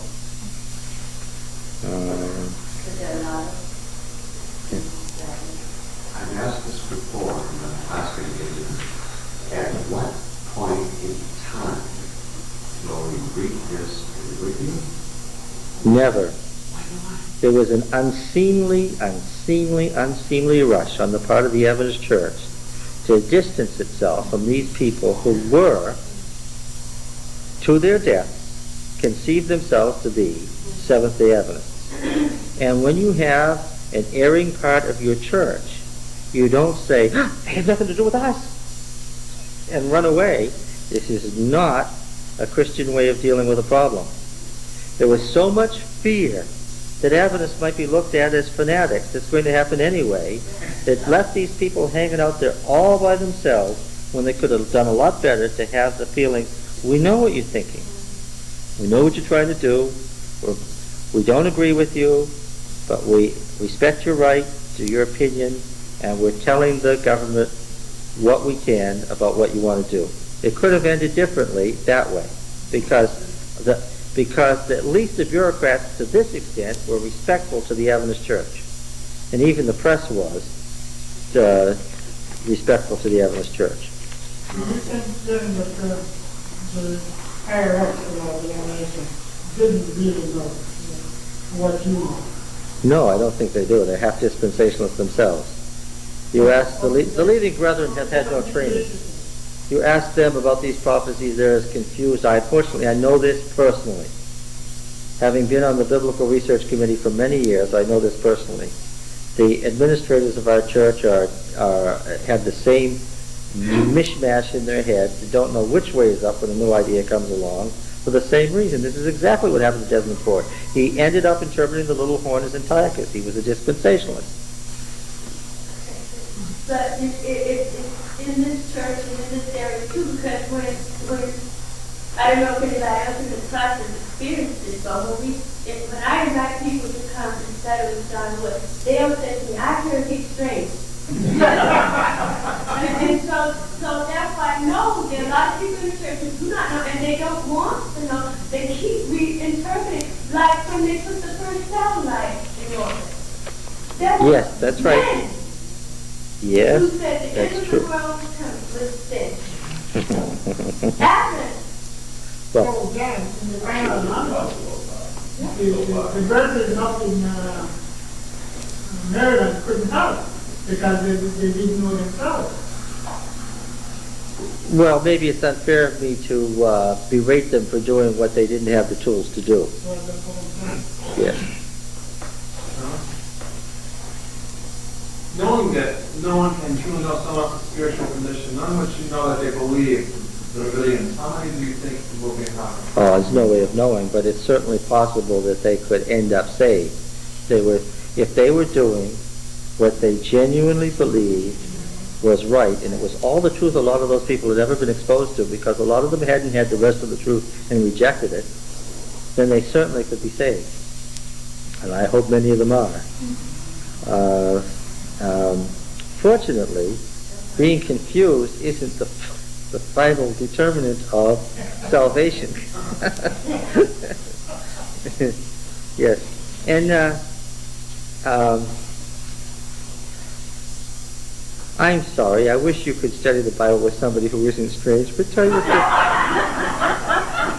your friends that I admit to that readily. They can come.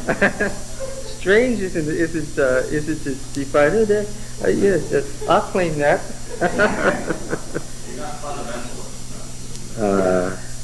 Yeah, well, maybe for the body. Unfortunately, for the learned brethren, I'm too conservative. You understand what I'm saying? For the theological teachers, many of them feel that you hold to the high date of the Exodus and all that stuff. You're so conservative. So it's a very strange position. Now, Almost everything is clear in my mind about the compound, accepting how he thought he had the right to have sex with him, 11-year-old. well, of course, how old were people when they got married in Old Testament times? That's not now, but remember, he was trying to reinstitute the old biblical culture. And he knew that. He was trying to ape what he thought was the way you would restore the house of David. So you're saying he had just enough knowledge of all that true Old Testament exegesis to be dangerous? Yes, that's right. A little knowledge is a dangerous thing. He had enough knowledge to get himself killed. There's another parallel. He would not hesitate to break up with family. Because David had done that to Uriah no sheep. So he had every right to that. Well, yes, David had Nabal's wife, Abigail, and so forth, and we're coming to David. He had all those wives. And this man thought that he was blessed with the gift of prophecy and being guided in that direction, and it all fit together from what he saw. Yeah. All right. Pull at the fire. You turn the electricity off. You got a building that has propane gas tanks under it and behind it. You have them using propane lanterns and propane cooking stoves camped out all through the building, a building with 20 odd rooms in it. From one end to the other, it's filled with propane gas. And what you do is you take a tank and try to knock it down and hope that all goes well, a wooden frame building. And then you surprise, 40-mile-an-hour winds, and then you're surprised that fires seem to be breaking out here and there in the building. And the land is made of these men running the lighting and the fire. They doubtless saw people running all right. They were putting on gas masks, which they had there. They didn't see anybody pouring out gas, and as soon as they get down there with a fire guy, they'll know that yes, there was all kinds of gas all through the building. And what was it? It was the gas they were using to light and heat and cook with. Do you think that was accurately reported, or will that be... No. I think that the legend has already gone far enough that they killed themselves, and so many people are going to relate this to Jonestown that it's impossible to straighten them out. They don't have the background. They know what happened.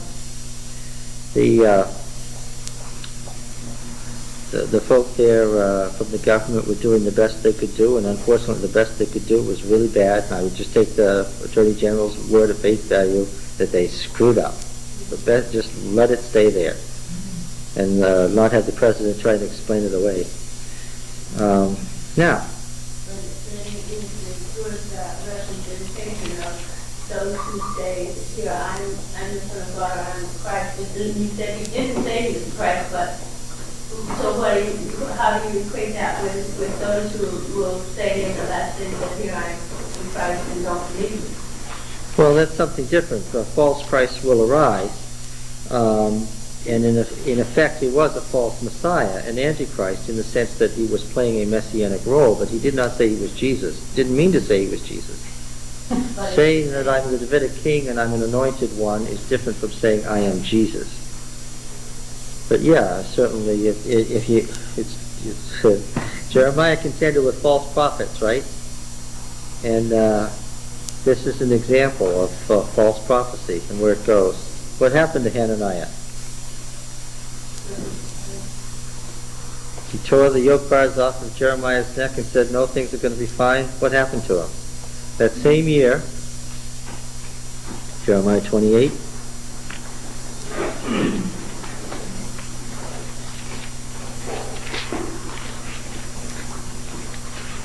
the problem with Hananiah was he forgot that prophecy was conditional. He was relying on what had happened in Hezekiah's day. They had been surrounded by the enemy. The Assyrians were at the very gates, and what happened? Yeah, and the Sennacherib got up, and he was still there, but what wasn't? His army was dead, and so he hightailed it home. In that same year, at the beginning of the reign of Zedekiah, king of Judah, in the 5th month, the 4th year, Hananiah the son of Azor, the prophet from Gibeon, spoke to me in the house of the Lord, in the presence of the priests and all the people, saying, Thus says Yahweh of hosts, the God of Israel, his warrior name, I have broken the yoke of the king of Babylon. Within 2 years. How long was King Manasseh in exile, according to the chronicler? 2 years. King Manasseh was taken into exile for 2 years and came back. That's the grandfather, the great-grandfather of this Zedekiah. Within 2 years, I will bring back to this place all the vessels of the Lord's house which Nebuchadnezzar, king of Babylon, took away from this place and carried to Babylon. I will also bring back to this place Jeconiah the son of Jehoiakim, king of Judah, and all the exiles from Judah who went to Babylon, says the Lord, for I will break the yoke of the king of Babylon. Then the prophet Jeremiah spoke to Hananiah the prophet in the presence of the priests and all the people who were standing in the house of Yahweh. The prophet Jeremiah said, Amen. May Yahweh do so. May Yahweh make the words which you have prophesied come true, and bring back to this place in Babylon the vessels of the house of Yahweh and all the exiles. Yet hear now this word which I speak in your hearing, and in the hearing of all the people. The prophets who preceded you and me from ancient times prophesied war, famine, and pestilence against many countries and great kingdoms. As for the prophet who prophesies peace, when the word of that prophet comes to pass, then it will be known that Yahweh has truly sent the prophet. What's he relying on here? What's the statement in Deuteronomy? Deuteronomy 13. If somebody prophesies something and it's unlikely, when can you trust him? When it comes true. That's Deuteronomy 13. Then the prophet Hananiah took the yoke bars from the neck of Jeremiah the prophet and broke them. You remember that Jeremiah was dressed in a yoke at the time?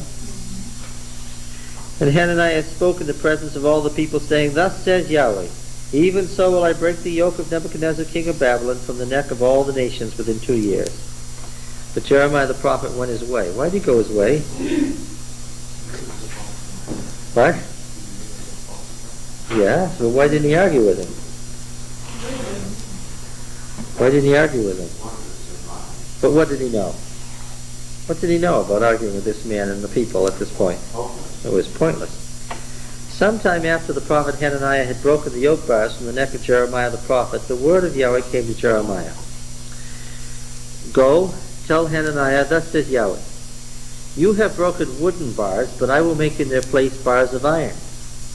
For thus says Yahweh of hosts, the God of Israel, notice the phrase there, I have put on the neck of all these nations an iron yoke of servitude to Nebuchadnezzar king of Babylon, and they shall serve him.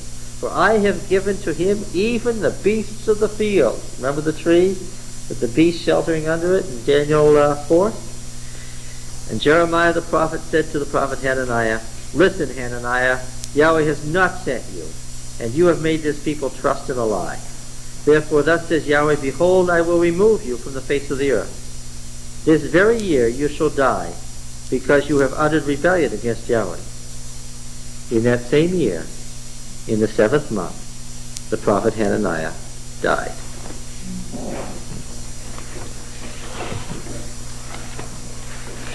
All right. Judges. We'll spend 15 minutes on Judges. Thank you.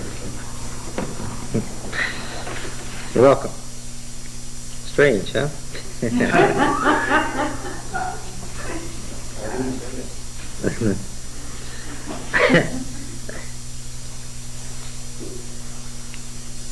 1:1.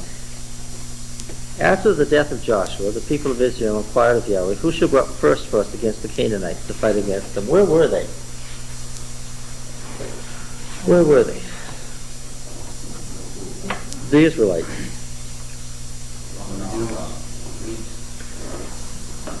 Yeah, they were still encamped around Shiloh. The folks hadn't... What tribes had made their conquest? Ephraim, obviously, because they were in the hill country of Ephraim, and Manasseh. That's basically it. It was time for the tribes to move out, go to their own territory. Judah shall go up. Behold, I have given the land into his hand. And Judah said to Simeon his brother, come up with me against the territory allotted to me, that we may fight against the Canaanites. Let's see, Reuben was the head of the clan, and who was next in line after Reuben?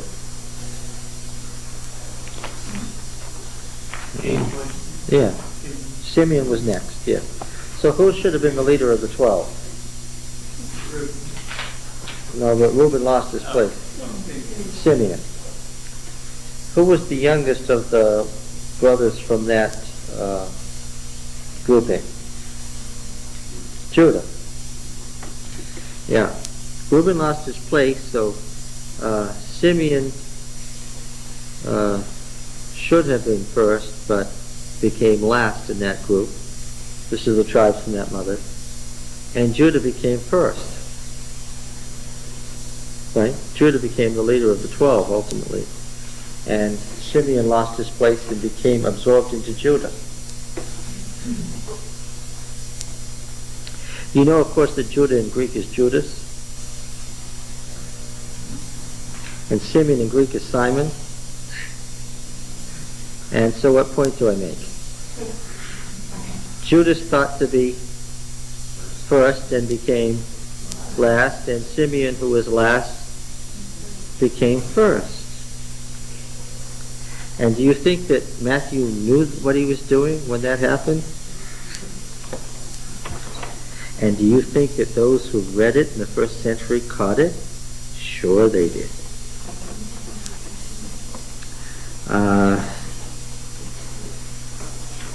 And Judah said to Simeon his brother, come up with me into the territory allotted to me, that we may fight against the Canaanites, and I likewise will go with you to the territory allotted to you. So Simeon went with him. Then Judah went up, and Yahweh gave the Canaanites and the Perizzites into their hand, and they defeated 10,000 of them at Bezek. Bezek is in the hill country of Ephraim. That's where they were. What? Where's the frown on your face? They were going to their own territories, and they started the fighting where? On the way. Yeah, on the way. All these tribes set out from, let's see, where is this? Map 57. Map 57, the rise of Judah and the southern tribes.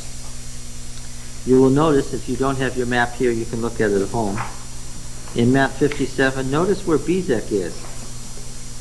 Way up north of Shechem. So these tribes are still camped out in the hill country of Ephraim and Manasseh. So this shows the Canaanite forces coming up and sort of attacking them because they knew that they were coming down. I'm not sure exactly what you're referring to here. I think we have a different edition of the map. I was referring to the arrow that shows the Canaanite. I don't see oh, you mean coming this way? Yes. Yeah. From the surrounding regions. Yeah. So they fought at Bezek way up in the north. The question, who shall go up against the Canaanites, is because the tribes are all still camped where? In the hill country. They're in the hill country of Ephraim and Manasseh. They have at least the hill country. They're at home, but all the other tribes, what? Nobody's done anything yet.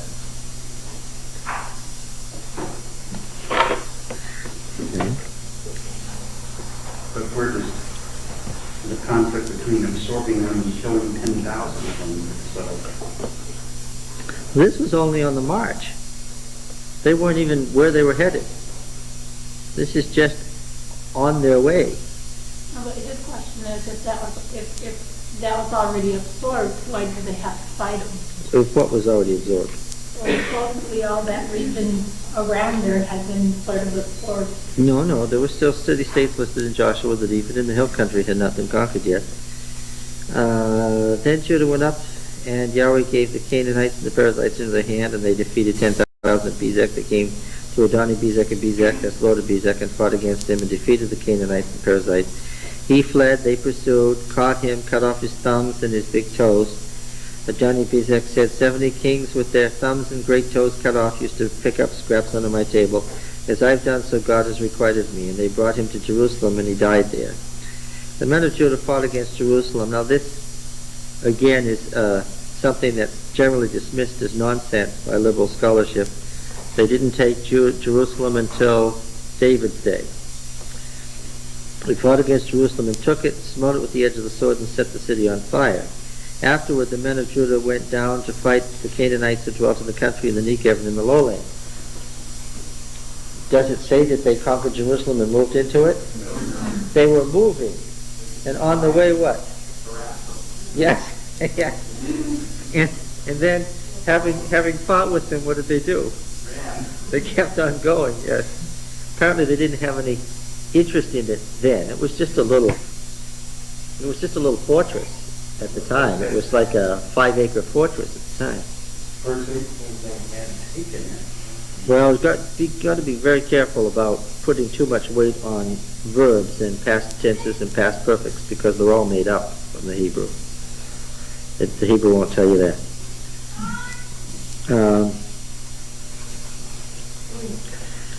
Judah went against the Canaanites who dwelt in Hebron, formerly the fortress of Arba, and they defeated Sheshai and Ahiman and Talmai, who were Arba's sons, the giants. We already know that.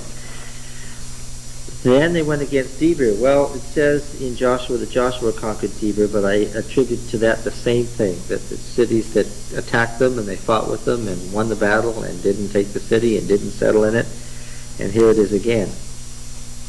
Formerly the fortress of books. And Caleb said, remember I told you it was the library? And he who attacks Kiriath Sefer and takes it, I will give him Achsah, my daughter, as wife. Othniel, son of Kenaz, Caleb's younger brother, took it, gave him Achsah, his daughter, as wife. When she came to him, she urged him to ask her father for a field. She alighted from her ass, and Caleb said to her, what do you wish? She said to him, give me a present, since you've sent me in the land of the Negev, that's the Judean southern desert.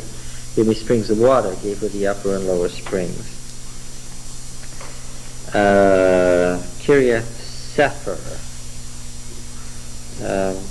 Debir.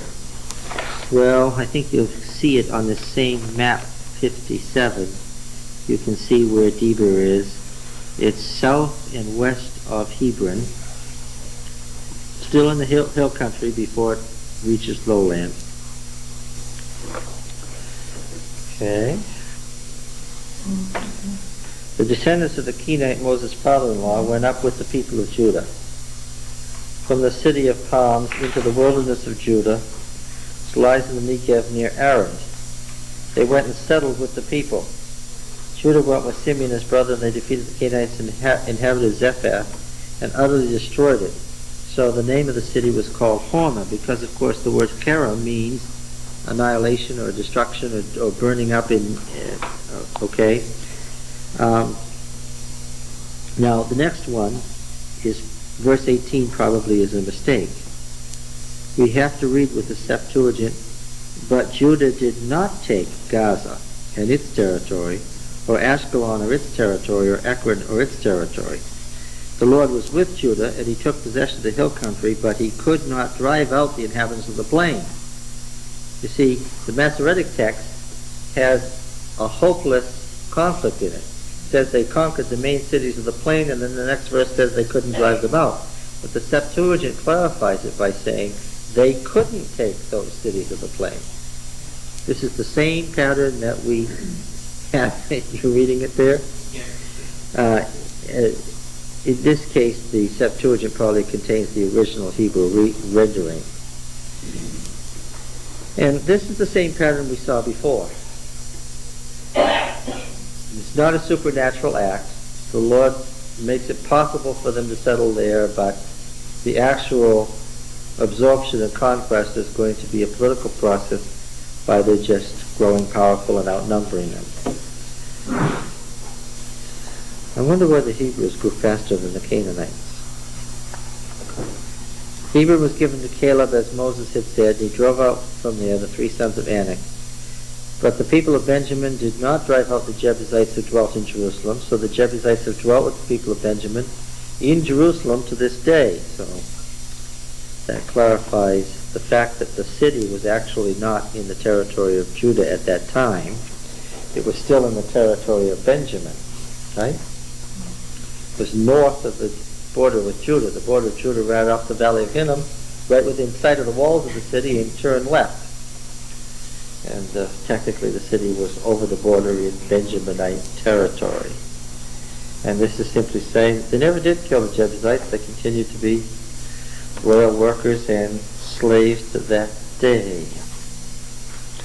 I had an interesting thing happen to me this week. While I was getting my hair cut, the person who was cutting my hair asked, I had a big discussion with my cousin that went on and on last night, said he. We were talking about the Bible and ghosts and UFOs. We were trying to decide if there are UFOs, if there are ghosts, and if that's true, how that relates to the Bible. You brought this up out of the blue.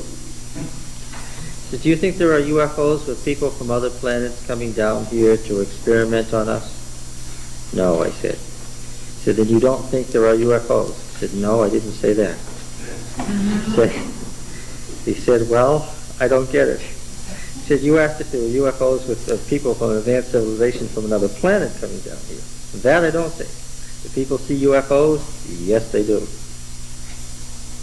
He says, I don't get it. He says, well, I think that the folks they see are from right here on our planet. I think we share the planet with a superior race. We do? I said, yes, and I think that that's what the Bible tells us. He says, well, what about ghosts? I said, well, I think this superior race has been here a long time and has seen all the previous generations and knows everybody pretty well and can imitate their appearance. He says, the Bible says that? I said, yes, actually it does. And he says, those aren't the demons the Bible talks about, is it? I said, yes, I think it is. And he says, well, where do they come from? Those are the angels who rebelled, the messenger beings who, prince of the powers of the air, took Christ up bodily. So he threw down his comb and said, everybody come over here. This annoys me. This makes me very mad. He said, I've got to call my cousin. This is very upsetting.